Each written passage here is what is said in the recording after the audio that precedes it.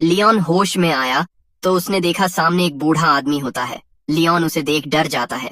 दरअसल वो आदमी निया का दादा था। उसी वक्त एक औरत वहां आई। लियोन ने उसे देख तुरंत पहचान लिया। उसका नाम स्कारलेट था। वो वही औरत होती है जो उसे रास्ते में मिली थी और मदद मांग रही थी। वो अपनी बेटी के साथ उस भयानक हालात से बच निकली और यहाँ तक कि उन्होंने लियोन की मदद भी की।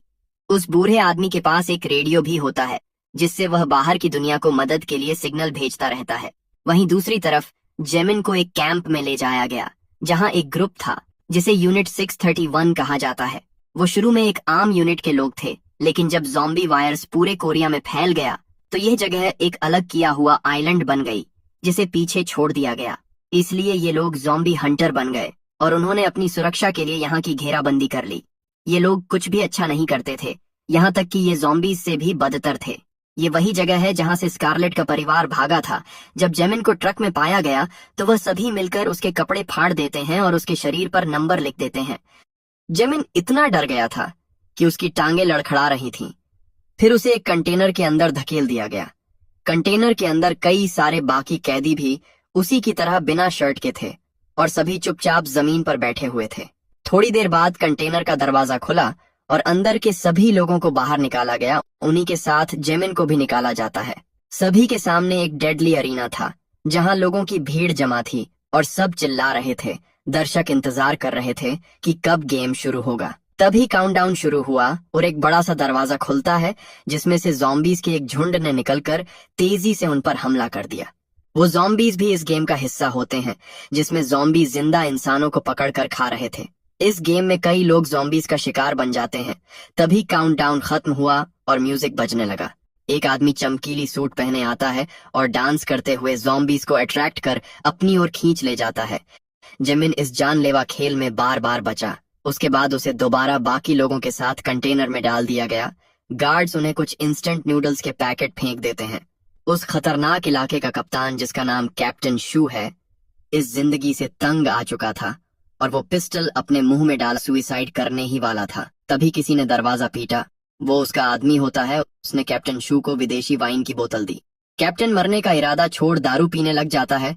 उस आदमी ने कैप्टन को ट्रक के बारे में खबर दी और बताया कि उसमें बहुत सारा पैसा है। वह अपने आदमी के साथ उस ट्रक के पास पहुंचा। तलाशी के बाद उसे एक सैटेलाइट फोन मिला जो अचानक बजने लगता है। फोन पर वही आदमी होता है जो जहाज पर था। जब उसे पता चला कि वो लियोन से बात नहीं कर रहा तो उसने कहा, तुम जो कोई भी हो, अगर तुम हम तक पैसे लेकर आ जाओगे तो उसकी आधी कीमत तुम्हारी हो जाएगी। ये सुन कैप्टन शू मंजूर हो जाता है क्योंकि वो इस आइलैंड से बाहर निकलना चाहता था। लियोन की टीम को लगा कि जेमिन मर गया है, इसलिए उन्होंने रात के अंधेरे में ट्रक पकड़ने और उसे पोर्ट तक ले जाकर जहाज पर लोड करने का प्लान बनाया। वो सभी गन्स और बाकी हथियार रख लेते हैं और वह रात होते ही अपने साथ कार लेकर कैंप की ओर रवाना हो गए। वो कैंप से थोड़ी दूर पहले चोरी छुपे पहुंच गए। कार में से उतरने के पहले स्कारलेट ने बच्चों से कार में ही रहने को कहा और साथ ही अगर वो वापस न आए तो सुरक्षित कहीं दूर चले जाना। उसके बाद वो कार से निकलकर पैदल चलते हुए एक गुप्त रास्ते से होकर यूनिट 631 के सीक्रेट कैंप तक पहुंच गए। तभी एक गार्ड ने उन्हें देख लिया, जिसे लियोन जल्द ही बेहोश कर देता है। उसके बाद उन्होंने देखा ट्रक उनसे कुछ ही दूर खड़ा था। वहीं हम देखते हैं कैप्टन शू अरीना में माइक लिए आकर सभी लोगों से कहता है, आज हमारे पास जरूरती सामान की कोई कमी नहीं है। तुम सब चाहो जितने मजे कर सकते हो, वो भी बिना किसी तकलीफ के। दरअसल उसने ये बात सभी को फंसाने के लिए कही थी क्योंकि फिर वो छुपके से ट्रक लेकर यहाँ से भाग जाएगा। सर्जेंट किम उन बदमाश हंटर्स का बॉस समझ गया था कि कुछ गड़बड़ है।